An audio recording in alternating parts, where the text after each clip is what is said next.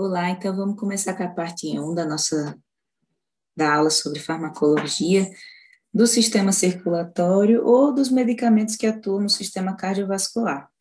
Tá? Então, a primeira parte da aulinha da semana, estou fazendo uma breve introdução das funções, né, do coração, que não é só sofrer, né, gente? Sofrer por coração partido. Brincadeiras à parte, mas a manutenção, né, o coração, ele é responsável pela manutenção circulatória. Então, ele é a bomba que vai bombear sangue oxigenado para os outros órgãos e, principalmente, né, mantendo nossos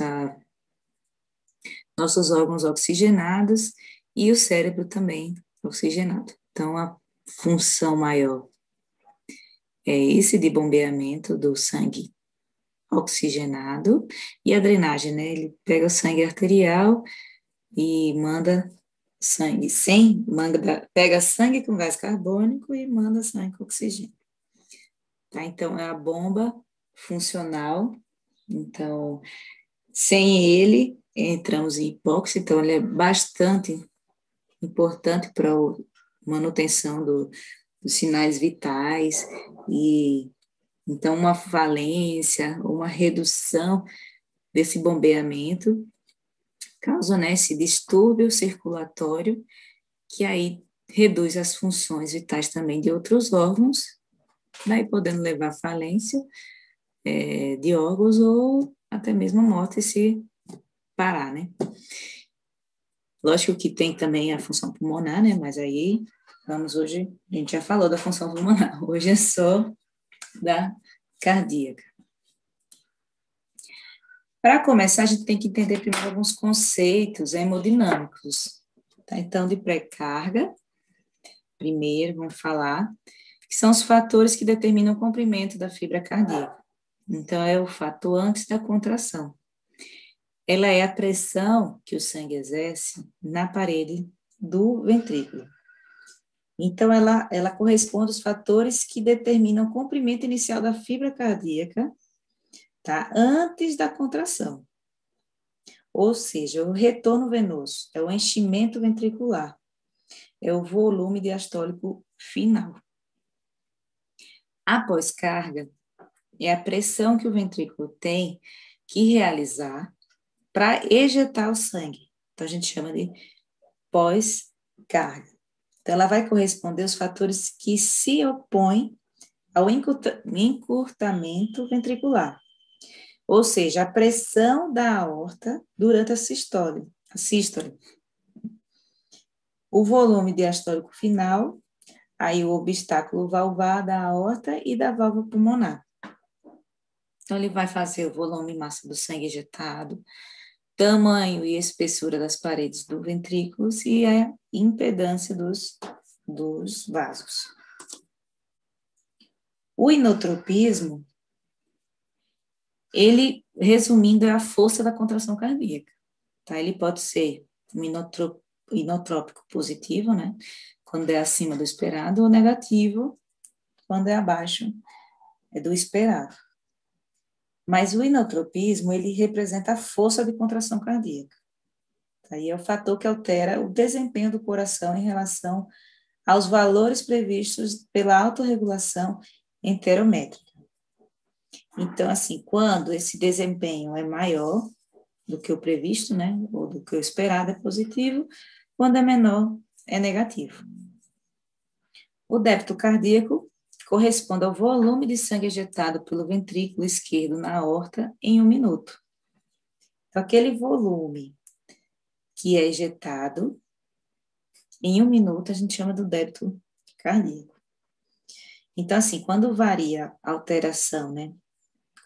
Quando houver uma alteração da pré-carga, ou da pós-carga, ou do inotropismo, esses fatores daí que vão causar, né, essa alteração cardiovascular, que aí tem que se iniciar uma terapia. Então, a gente se baseia no que vai tratar o paciente por esses por essas alterações vasoterapêutica cardiovascular. Então, anatomia, para vocês lembrarem.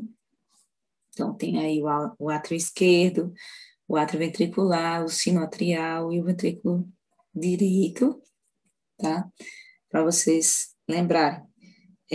Para essa aulinha, eu vou também mandar para vocês revisarem a parte de fisiologia cardiovascular. Porque tem porque eu não ia dar uma aula de fisiologia para vocês, porque a gente não tem tanto tempo assim também. E ficaria muito grande nossa aula, tá? Então, já estou partindo para fármaco mesmo. Porém, é bom dar uma relembrada, tá? Nas aulas de fisiologia cardiovascular. Então, eu vou mandar um vídeo que eu gosto bastante de assistir, que é do professor de farmacologia.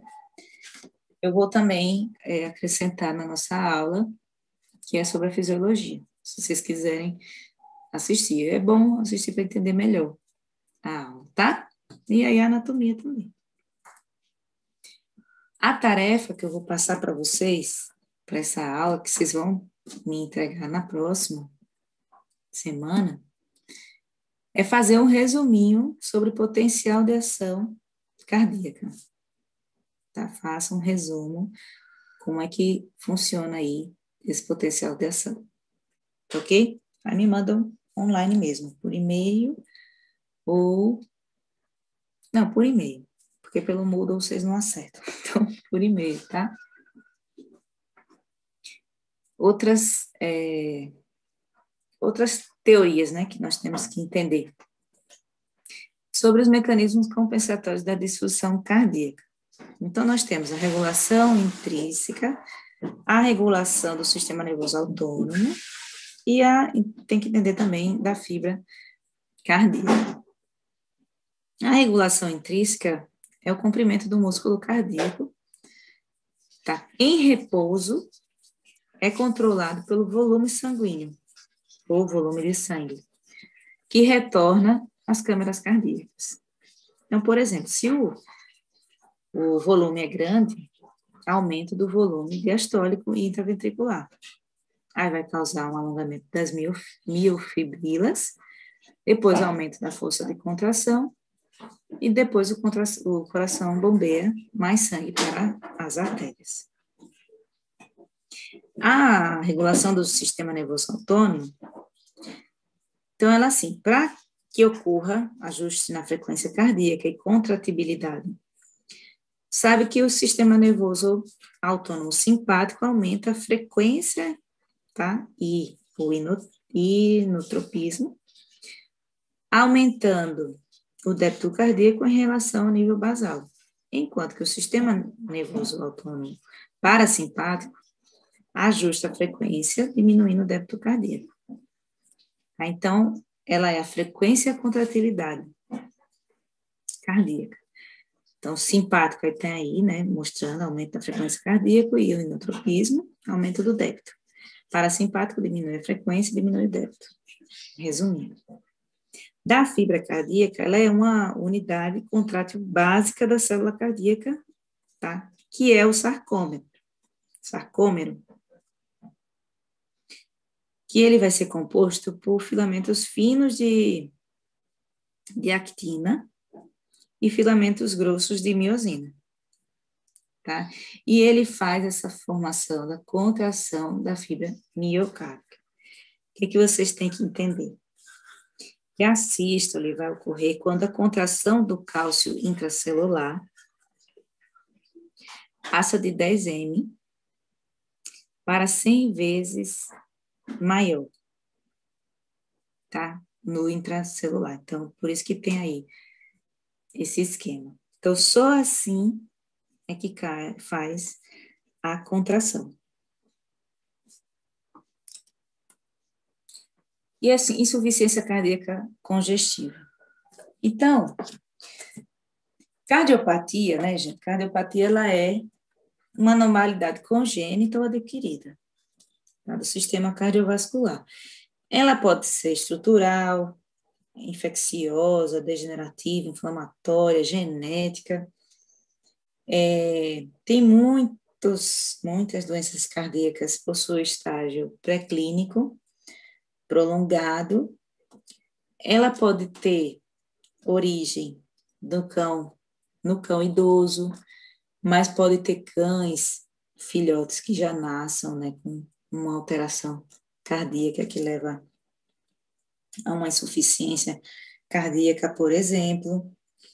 Então, tem que ter, tudo isso vai depender do histórico, tá, e da anamnese realizada no paciente. E, logicamente, alguns exames complementares para chegar a esse diagnóstico. Mas algumas terapias clínicas, elas são utilizadas de maneira independente da etiologia.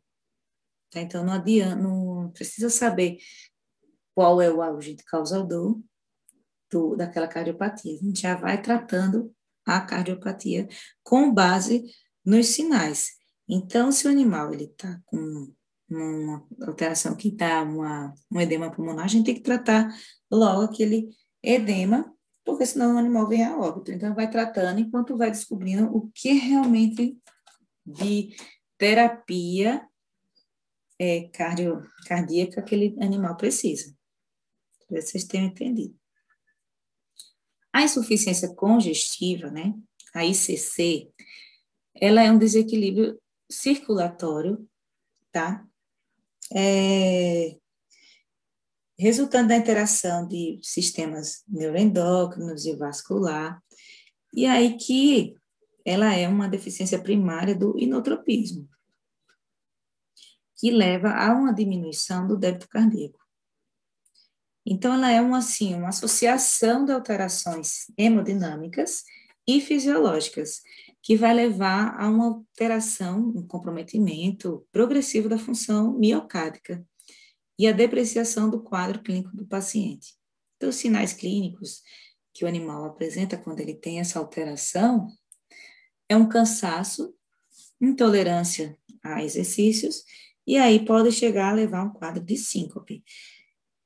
Isso aí são os principais sinais, porque existem outros sinais que a insuficiência cardíaca congestiva, o animal apresenta, como citei, né?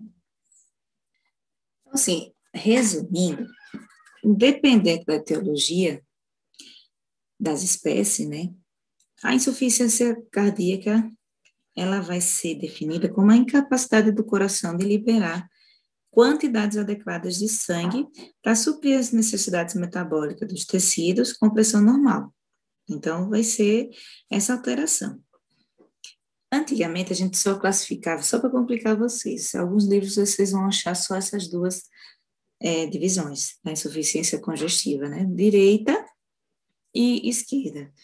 Congestiva, insuficiência cardíaca congestiva direita, quando a alteração é do lado direito do coração, e a esquerda quando é do lado esquerdo.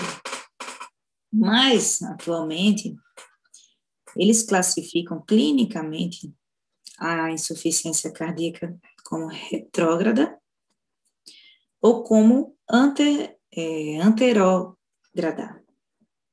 A retrógrada, quase sempre ela vai predominar com o aumento da pressão arterial e da pressão intraventricular diastólica, que vai resultar num aumento da pressão venosa e capilar, e aí vai causar essa transsudação de líquidos para os espaços intersticiais. Então, a força é tanto que leva o líquido para outros espaços, né, fora do interstício, que leva a um quadro de edema. E também para as cavidades corporais, que aí vai levar a ascite. Os pacientes com a infusão, e a insuficiência cardíaca retrógrada, apresentam elevação do volume sanguíneo sistêmico e pulmonar, então eles são considerados assim hipervolêmicos, como se tivesse um volume a mais do que o normal. E eles são também chamados de úmidos, né? Uma forma vulgar de chamar. A retrógrada, ela pode ser subdividida em insuficiência cardíaca direita, esquerda e biventricular. Tá? As apresentações clínicas da insuficiência cardíaca congestiva esquerda são aquelas que correspondem a edema pulmonar, cardiogênico e efusão pleural em gatos. Os sinais compatíveis com a direita são aqueles que correspondem a ascite, tá, e efusão pleural. Já a insuficiência cardíaca anterógrada refere-se a um débito cardíaco mais baixo que o normal, que vai resultar na baixa perfusão periférica. Esses animais que possuem essa alteração, eles são considerados animais frios, porque com a baixa perfusão periférica, eles acabam sendo animais que ficam com as patinhas mais geladas. Eles têm intolerância ao exercício e as extremidades frias, né? E também, tá? Então, independente do que o animal esteja, antes de você descobrir o que é mesmo que aquele animal está apresentando, a gente já começa a terapia. Por exemplo, se o animal já está com edema, já está com ascite, dispneia, já tem que começar a terapia, tá? No paciente, antes mesmo de chegar ao que está levando aquilo. Daí, depois a gente trata, né, vai fazendo os exames concomitante com a terapia, até chegar, né, no que o paciente realmente tem. Certo? Então, um desequilíbrio circulatório vai levar a uma deficiência primária do inotropismo, diminui o débito, há um estímulo dos receptores aórticos e carotídeos, estímulo do sistema nervoso autônomo simpático, que vai levar, né? Então, aumento da frequência cardíaca, aumento da resistência vascular, aumento da pressão, daí perfusão miocárdica e cerebral. Também vai levar a uma vasoconstrição, pode ter uma alteração do ADH, que vai levar a retenção de sódio e água. Efeitos deletérios da vasoconstrição. Então, vai aumentar a resistência vascular periférica, causando vasoconstrição. Vai ter um aumento do líquido, então, devido à pressão arterial, sem melhorar o débito cardíaco. Então, aumenta a quantidade de líquido, mas não aumenta o débito. O animal, o coração, né, o organismo vai precisar de mais oxigênio e energia para a contração ventricular. Então, ele vai ter que fazer uma força maior, só que não tem. Então, ocorre um enfraquecimento da musculatura cardíaca e esquelética. O tratamento vai aumentar a força de contração, aplicando inotrópicos positivos, eliminar os efeitos da vasoconstrição, usando vasodilatadores, uso de antiarrítmicos, o excesso de líquido, a terapia se faz com diuréticos, mas também o animal tem que mudar a dieta e ter um descanso. Então, são considerados 5D.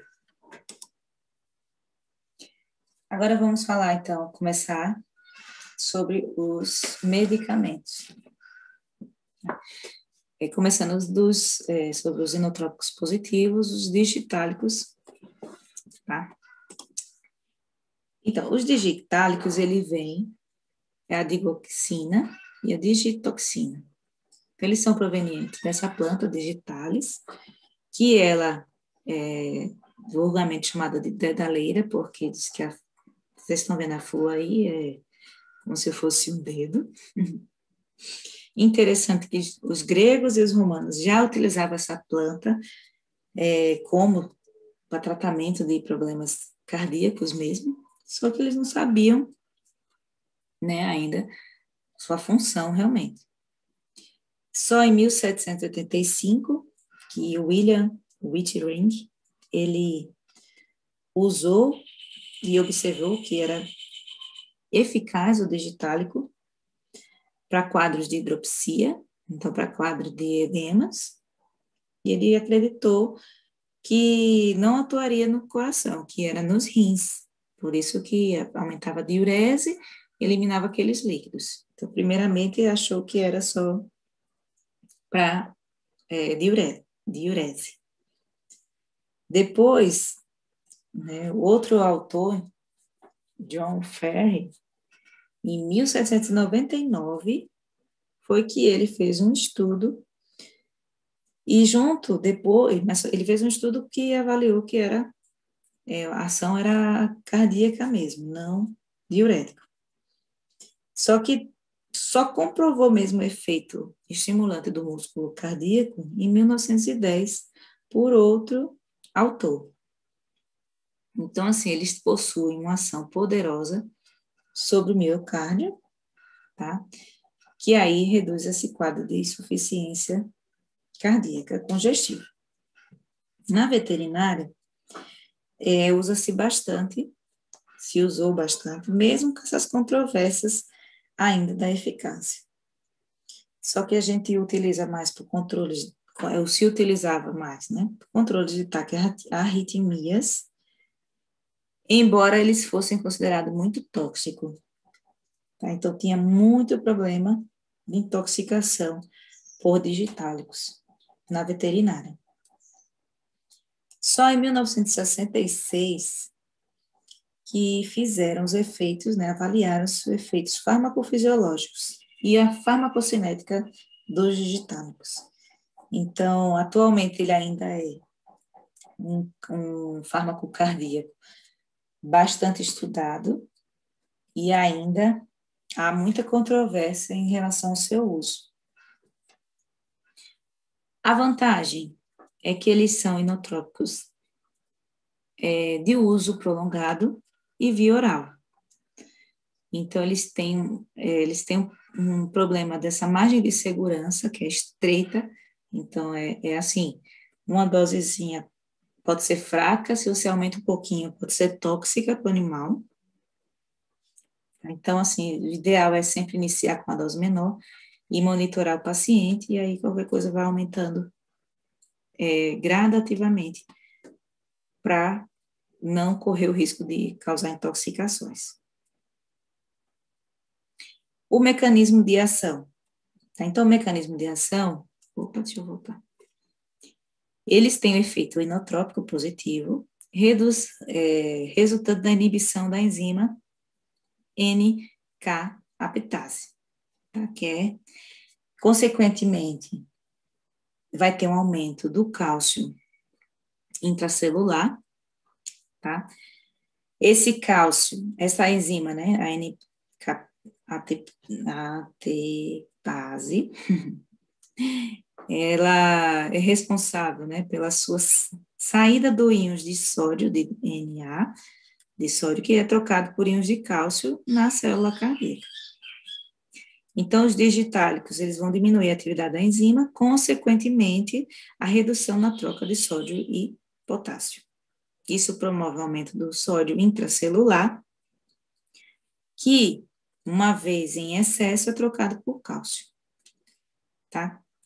Aí ele é trocado por cálcio e leva a um influxo maior de cálcio para dentro da célula, o qual é oferecido em maior concentração às proteínas contráteis, aumentando assim a intensidade do músculo cardíaco, a intensidade da contração, tá? Do músculo cardíaco. Entenderam? Então, o que vai melhorar é aquela redução ali da enzima. E aí? Vamos lá, digoxina.